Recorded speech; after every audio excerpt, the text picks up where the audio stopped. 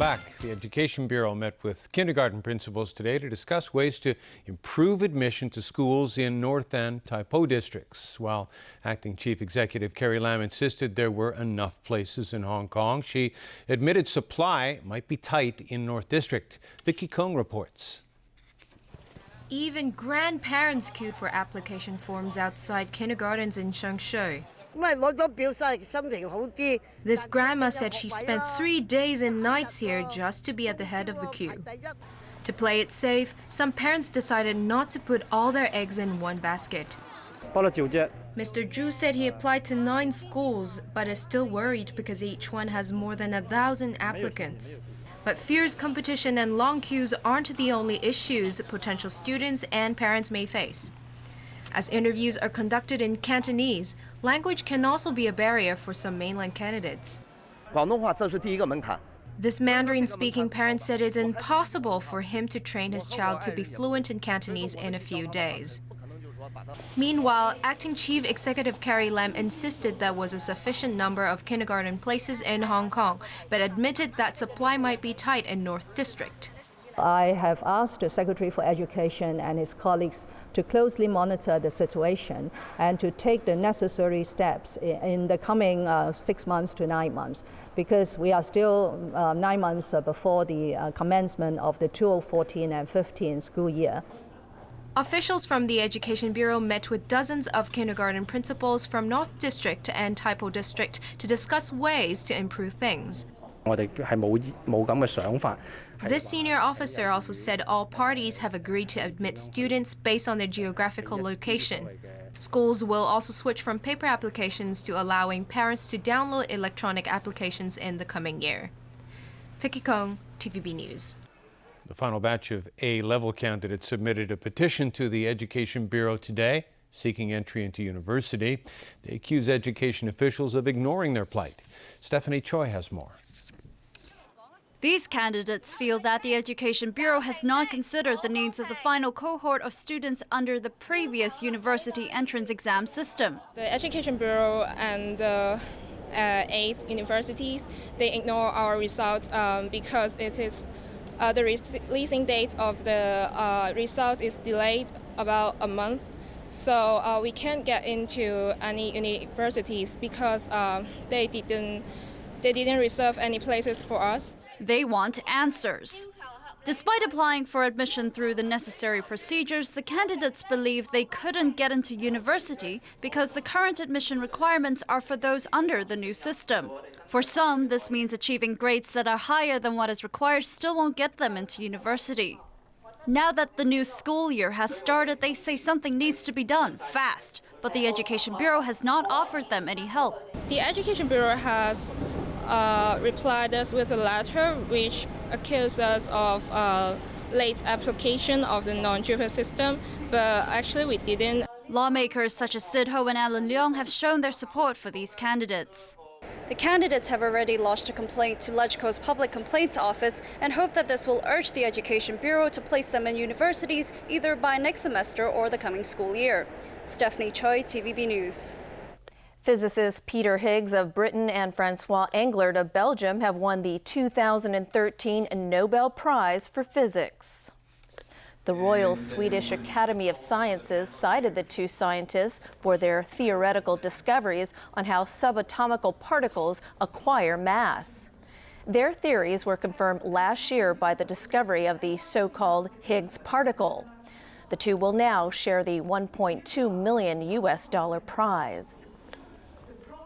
To Brazil now, where a march in support of striking teachers in Rio de Janeiro escalated into chaos as other groups who were not invited joined in the protests.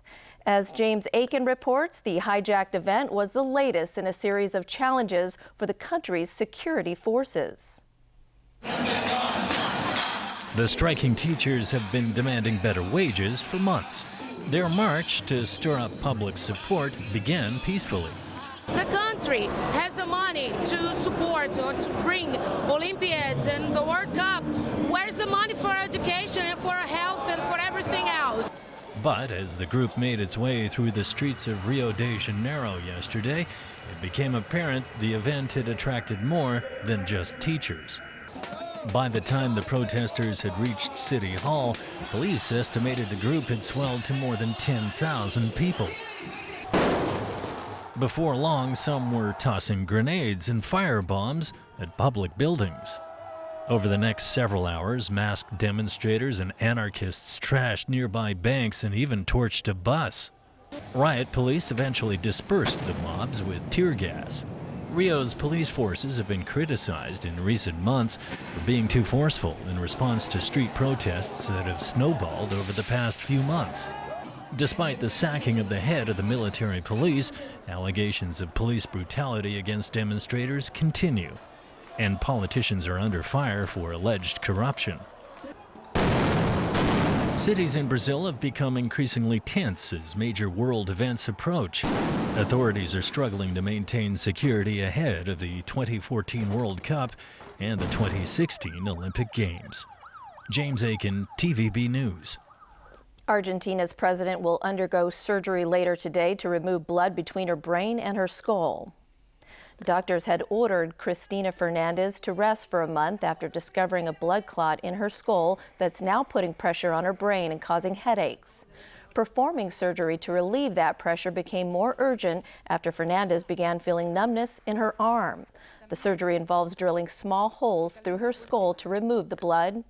There was no official transfer of power, but Vice President Amado Badu reportedly signed a document that allows him to formally assume control of the presidency. Chris, what do you have for us in sports today? More baseball. It's that time of the year, right? Yep. And the Tampa Bay Rays are still in with a shout in their playoff battle with the Boston Red Sox. As Tony Saban reports, a decisive homer in the ninth inning was enough to keep the Rays alive. The Tampa Bay Rays had to win this one against the Boston Red Sox to stay alive in the playoffs. Chance to turn it. Longoria to second. The throw to first is a bad one. Pitch. The Rays made a terrible start and found themselves trailing 3-0 by the fifth inning. Evan Longoria steadied the ship when he tied it up at 3-3 with one swing of the bat in the bottom half of the inning. With 2 men on, Longoria clubbed a 3-run shot over the wall in left field. The Rays moved 4-3 ahead of Boston before the Red Sox leveled the score again by the ninth. In the end, it was Tampa's Jose Lobaton who sealed the win, belting a solo homer at the bottom of the ninth to seal a 5-4 win. It's incredible. Jose does have a flair for the dramatic. He's done that a couple times now. I think a walk-off triple, 2 walk-off homers now. The Rays cut Boston's lead in the best-of-5 American League Division Series to 2-1 with Game 4 tomorrow morning, Hong Kong time. Oakland took a 2-1 lead in its AL Division Series against Detroit. Brandon Moss, Josh Reddick and Seth Smith all hit homers as the Athletics beat the Tigers 6-3. They can close out the series in Game 4 later today. 4 years. And it's all square between the Pittsburgh Pirates and the St. Louis Cardinals in the National League Division Series. A 2-run homer from Matt Holliday in the 6th was enough to help the Cardinals edge the Pirates 2-1. With the series tied at 2 games all, tomorrow's game in St. Louis will decide who goes through to the next round to meet the Los Angeles Dodgers. Tony Sabine, TVB News. There was another medal for Hong Kong in the East Asian Games today, this time in the men's wushu competition. Chung Hang Cheng won a bronze medal in the Daoshu and Gunshu all-around event. The event tests competitors' skill with a sword and rod. Macau's Roy Jia won gold that as well. South Korea's Cho Sung-jae picked up silver to complete the podium. On to tennis and wins for Italy's Andrea Seppi and Spain's Feliciano Lopez in early morning action at the Shanghai Masters today. Last night, Germany's Tommy Haas saw off the challenge of Sam Querrey of the United States. The German won in straight sets 6-4, 6-4, and a straight sets win as well for France's Gaël Monfils, who beat Japan's Tatsuma Ito 6-3 and 6-2. And that's a solid wrap of our news. Thanks for joining us. Good night.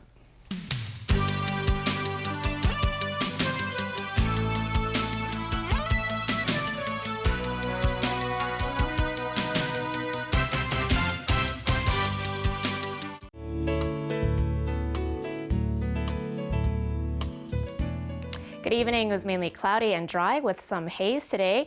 At 5 p.m., a dry northeast monsoon was affecting the coast of Guangdong.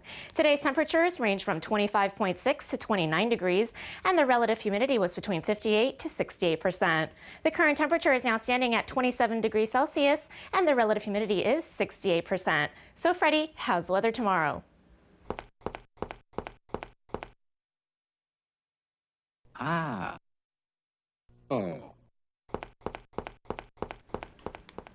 It'll be mainly cloudy with 1 or 2 rain patches in the morning, then sunny intervals during the day. Temperatures will range from 25 to 29 degrees. Expect sunny periods in the following few days. Tomorrow's API is forecast at 45 to 145, and the air pollution level will range from medium to very high. The maximum UV index forecast for tomorrow will be about 8. And now to the latest global weather update. Cloudy in Shanghai and Xiamen, showers in Taipei. Showers in Guangzhou, bright in Macau, cloudy in Chengdu.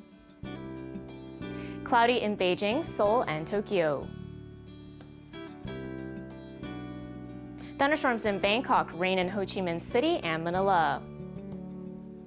Showers in Kuala Lumpur and Jakarta, thunderstorms in Singapore. Sunny in New Delhi and Karachi, showers in Mumbai. Sunny in Cairo, bright in Nairobi. Showers in Brisbane, sunny in Sydney, windy in Melbourne and Auckland. Sunny in Toronto, bright in New York. Sunny in Vancouver, bright in San Francisco and Los Angeles. Cloudy in London, Frankfurt and Zurich, showers in Paris, rain in Amsterdam. And that's the weather. Have a lovely evening.